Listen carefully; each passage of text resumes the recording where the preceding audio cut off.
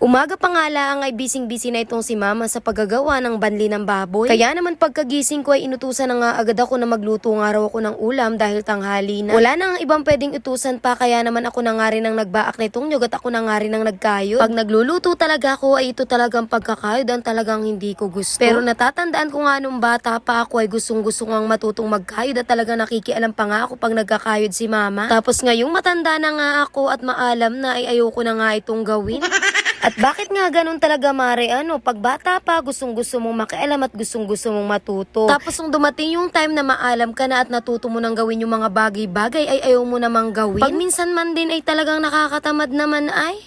Sa mga oras na ito ay talagang wala nga akong choice kaya ako nga ang nagkayod. Ito nga pala mga mare yung sinasabi ko sa inyo na pinagkakaabalahan ni mama. Gumagawa nga siya dito ng banli ng baboy dahil kailangan na nga naming mailipat yung inahing baboy ko rito. Doon nga ay nakatira sa kabilang bahay sa bahay ng lola namin.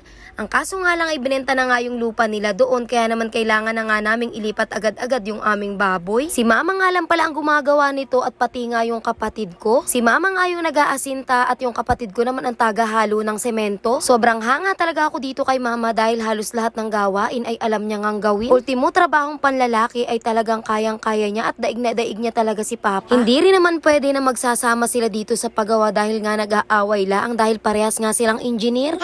Yung tipong palagi silang nagtatalo kapag may ganitong trabaho dahil nga parehas sila magaling.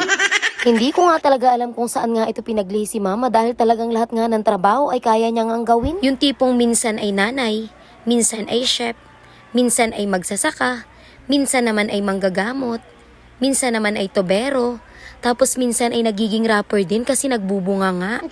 Pero madalas talaga ay construction worker dahil siya nga ang gumagawa ng mga sira namin dito sa bahay. Hay, mapapa-thank you Lord na lang talaga kami dahil binigyan kami ng ganitong klaseng nanay. Sumilip nga lang ako sandali dito sa ginagawa niya at pagkatapos ay dumiretso na nga ako na ate para kumuha nga ng dahon ng mga mustasa. Napakasipag ang dumahon nitong mga mustasa ni ate kaya naman hindi na nga namin kailangan bumili pa. Meron na nga ang lahok na gulay yung aking lulutuing isda pero parang nakukulangan nga ako kaya naman kako ay titingin nga ako dito ka na ate kung may dahon pa nga yung mga mustasa. Naiga na nga pala ito nila mama kagabi kaya ngayong araw ay gagataan ko na nga laang. Mayroon na nga itong lahok na nyug-nyugan pero parang hindi nga ako masaya kaya nga dinagdagan ko pa ng dahon ng mustasa. Dahil napakasarap namang ilahok nitong dahon ng mustasa sa mga ginatang isda lalong-lalo na nga kapag sa tulingan. Pero gulyasan ata ito mga mare. Litong-lito talaga ako sa isdang ito dahil nga magkamuka. Tapos ang isa pa ay magkaparehas nga siya ng lasa. Luto na nga agad yan mga mare dahil nga gagataan na nga lang yan at merikado na nga yan kagabi pa. Hindi ko na nga masyadong pinakati yung kanyang sabaw dahil nga ang gusto namin ay yung may pangsabaw nga sa kanin. Nung okay na nga ang lahat at luto na nga itong aming ulam ay tinawag ko na nga ito si mama para nga makapagtanghalian. Matatapos na nga siyang kumain nung binidyo ko siya dito at nagtatawa pa nga siya at bakit ko nga raw siya binibidyo ay napakarami pa nga raw niyang semento sa kamay. Hindi ko man palaging sinasabi sa'yo pero proud ako sa'yo ma.